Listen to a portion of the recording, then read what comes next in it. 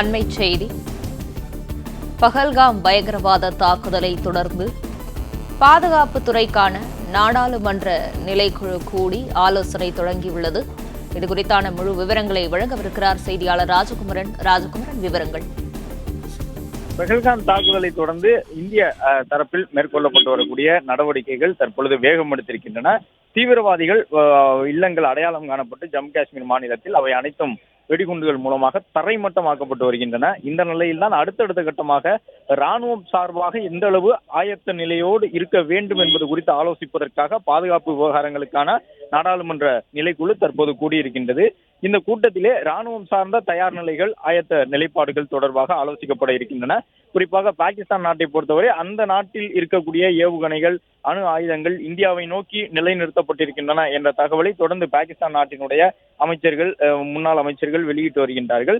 எனவே அதுபோன்ற ஒரு சூழ்நிலையில் இந்திய ராணுவம் எந்த அளவு தயார் நிலையோடு இருக்க வேண்டும், தரைப்படை வீரர்கள் எந்தெந்த பகுதியில் நிறுத்தப்பட வேண்டும் என்பது தொடர்பாக பாதுகாப்பு விவகாரங்களுக்கான இந்த ஆலோசனை கூட்டத்தில் பேசப்படுகின்றது. அது மட்டுமல்லாமல் இந்தியாவின் ஏவுகணைகள் உள்ளிட்டவை தொடர்பாகவும் சில அதிமுக்கிய முடிவுகளை எடுக்கக்கூடிய விதமாக இந்த ஆலோசனை கூட்டம் நடைபெற்று வருகின்றது. முழுக்க முழுக்க பாகிஸ்தான் நாட்டினுடைய நிலைப்பாடு எவ்வாறு இருக்கின்றது, அதற்கு எதிர்நிலைப்பாடாக நாம் எந்த அளவு ஆயத்தமாக இருக்க வேண்டும் என்பது குறித்து இந்த கூட்டத்தில் ஆலோசிக்கப்படும் என்று ஏற்கனவே தகவல் தெரிவிக்கப்பட்டிருந்தது. இதற்கு முன்பாக பாதுகாப்புத்துறை அமைச்சர் ராஜ்நாத் சிங் தொடர்ந்து இரண்டாவது நாளாக இன்று காலை டெல்லியில் பிரதமர் நரேந்திர மோடியை சந்தித்து பேசியிருந்தார். அது மட்டுமல்லாமல் முப்படை தளபதிகளும் பிரதமரை சந்தித்து பேசியிருந்தார்கள். எனவே ஒவ்வொரு துறை சார்பிலும் எடுக்கப்பட்டிருக்கக்கூடிய நடவடிக்கைகள் என்ன, ராஜ்ஜிய ரீதியாக எடுக்கப்பட்டிருந்த நடவடிக்கைகள் மூலமாக வெளியுறவுத்துறை வாயிலாக உலக நாடுகளுக்கு பாகிஸ்தான் தொடர்பான விவரங்களை எடுத்து கூறி பாகிஸ்தானுக்கு எதிராக இந்தியா எடுத்து வரக்கூடிய நடவடிக்கைகளுக்கான காரணம் என்ன என்பது குறித்தும் உலக நாடுகளுக்கு விளக்கம் தரப்பட்டிருக்கின்றன. குறிப்பாக இந்தியாவில் இருக்கக்கூடிய சீனா, பிரான்ஸ், பிரிட்டன், அமெரிக்கா, ரஷ்யா உள்ளிட்ட நாடுகளுடைய தூதர்களை வரவழைத்து ஏற்கனவே விளக்கம் தரப்பட்டிருக்கின்றது. எனவே வெளியுறவுத்துறை அமைச்சகம் ஒரு பக்கம் பாகிஸ்தானை உலக அரங்கில் தனிமைப்படுத்துவதற்கான நடவடிக்கையை வேகப்படுத்தி இருக்கின்றது. அதன் ஒரு முன்னோட்டமாகத்தான் சிந்து நதிநீரை நிறுத்தி வைப்பது போன்ற அதிரடியான நிலைப்பாடுகளை வெளியுறவுத்துறை எடுத்திருந்தது.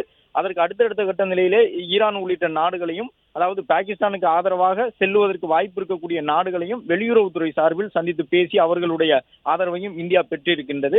இந்த நிலையில்தான் ஒரு பக்கம் வெளியுறவுத்துறை மூலமாக நடவடிக்கைகள் எடுக்கப்பட்டு வரும் நிலையில் ராணுவ ரீதியாக எந்த விதமான அச்சுறுத்தலையும் எதிர்கொள்வதற்கு தயார் நிலையில் இருக்கின்றார்கள். அது குறித்து இந்த கூட்டத்தில் ஆலோசிக்கப்படுகின்றது. இந்தியாவிடம் இருக்கக்கூடிய அதிநவீன போர் விமானங்கள், போர் கப்பல்கள் உள்ளிட்டவையெல்லாம் எந்த அளவு தயாராக இருக்கின்றன என்பதை ராணுவமே அதிகாரப்பூர்வமாக தங்களுடைய சமூக வலைதள பக்கத்தில் நேற்று கூட வெளியிட்டிருந்தார்கள். அந்த அடிப்படையில் இந்தியா சார்பில் நடத்தப்பட்டிருக்கக்கூடிய தரையில் இருந்து தரை நோக்கி செல்லக்கூடிய, கடல் வழியே பயணித்து செல்லக்கூடிய விதமான ஏவுகணை சோதனைகள் எல்லாம் நடைபெற்றிருக்கின்றன. அது மட்டுமல்லாமல் அதிநவீன போர் கப்பல்களும் அரபிக்கடல் பகுதியில் நிலைநிறுத்தப்பட்டிருக்கின்றன என்ற தகவலையும் இந்திய ராணுவ தரப்பில் வெளியிட்டிருந்தார்கள். மேலும் எல்லைகளில் பாகிஸ்தான் தொடர்ந்து அதிக அளவிலான ராணுவ வீரர்களை குவித்திருக்கின்றது. அதற்கு சமமாக இந்திய எல்லை பாதுகாப்பு படை வீரர்களும் ராணுவ படை வீரர்களும் குறிப்பிட்ட அந்த பகுதியில் கிட்டத்தட்ட 3400 கிலோமீட்டர் நீளம் கொண்டதாக இந்தியாவிற்கும் பாகிஸ்தானுக்கும் இடையிலான அந்த எல்லைக்கோடு இருக்கின்றது. எனவே குஜராத் தொடங்கி காஷ்மீர் வரை இருக்கக்கூடிய அந்த 3400 கிலோமீட்டர் நீளம் கொண்ட எல்லைக்கோட்டு பகுதியிலே ஏராளமான இந்திய வீரர்களும் தயார் நிலையில் இருக்கின்றார்கள். அவர்களிடம் அதிநவீன ஆயுதங்களும் ஒப்படைக்கப்பட்டிருக்கின்றன.